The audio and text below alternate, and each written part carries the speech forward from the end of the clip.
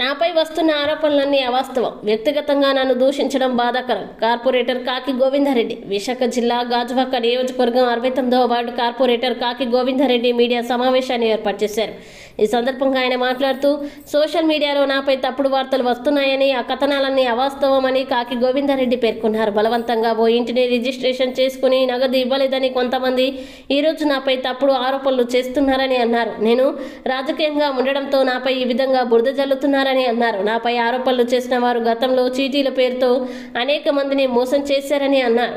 బాధితులకి చీటీలు వేసిన భార్యాభర్తలకి అండగా ఉండడంతో నన్ను ఇబ్బంది పెట్టే ప్రయత్నం చేస్తున్నారని అన్నారు. వారు ఎన్ని ఆరోపణలు చేసినా నిజాలన్నీ బయటకు వస్తాయని తెలిపారు.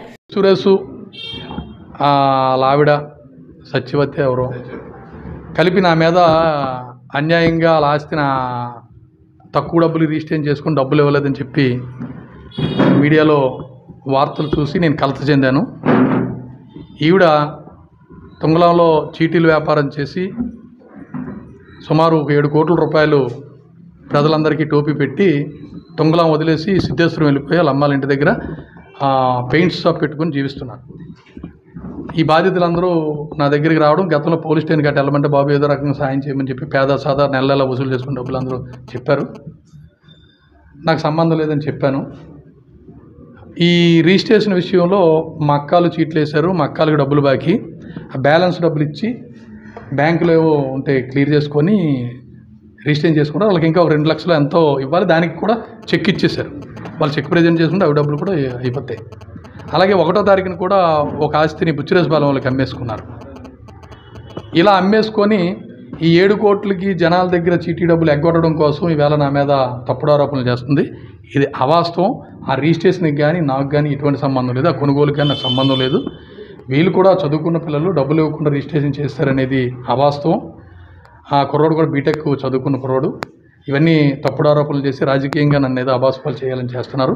ప్రజలు ఎవరు నమ్మవద్దని, నేను పేద ప్రజల పక్షాన నీతి నిజాయితీగా నా ప్రాణం ఉన్నంత వరకు నేను నా గ్రామం నా వార్డుని అభివృద్ధి చేసుకొని రాజకీయాలకు అతీతంగా జీవిస్తున్న తరుణంలో ఎటువంటి అబండలు నిందలు నా మీద రావడం దురదృష్టకరంగా భావిస్తున్నాను.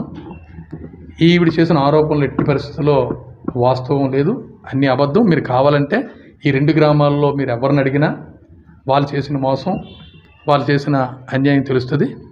వాళ్ళు ఇప్పుడు ఎవరైతే వీరి చేతిలో మోసపోయిన వాళ్ళందరూ ఇక ఇప్పుడు రాజా పోలీస్ స్టేషన్ దగ్గరికి వెళ్ళి పోలీసులను ఆశ్రయించారు.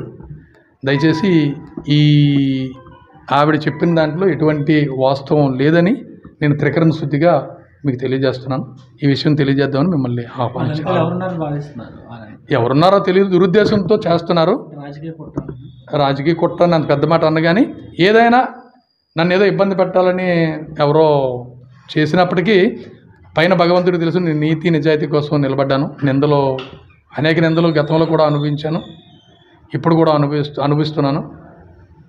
నేను 100% పేదవాళ్ళ పక్షాన నిజాయితీగా ఉన్నాననే సంగతి నా అంతరాత్మకు తెలుసు. ఇందులో ఎటువంటి మోసం కానీ దగా కానీ దౌర్జన్యం కానీ నేను చేయలేదు.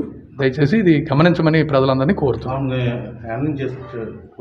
లేదు, నా ముందుని చీటీల బాధితులు వీళ్ళు పేచీలు పడి తోపులాట జరుగుతుంటే మా ఇంట్లో అలా వద్దని చెప్పి ఆవిడ్ని ఆ పెద్ద మనుషులందరినీ బయటికి నేనే పంపించాను. మా ఇంట్లో నుంచి బయటకు పంపించాను. మా ఇంటి ముందు గొడవలు ఆడుకోవద్దు, మా ఇంట్లో నా ముందుని గొడవలు ఆడుకోవద్దు. నేను ఇప్పుడు చెప్తున్నాను, ఆవిడ ఎవరైతే ఈ అప్పులు ఎంత డబ్బులు పట్టుకెళ్ళి అప్పులు చేసి తెచ్చిందో ఆ డబ్బులన్నీ పట్టుకొస్తే ఈ బాధ్యతలకు ఇచ్చేయమనే చెప్తున్నాను.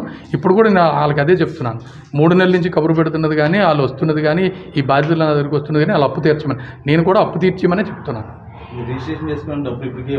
నాకు రిజిస్ట్రేషన్కి నాకు సంబంధం, మా అక్కలు కొనుక్కున్నారు, వాళ్ళు డబ్బులు ఇచ్చి కొనుక్కున్నారు, డబ్బులు చెల్లించి రిజిస్ట్రేషన్ చేసుకున్నారు.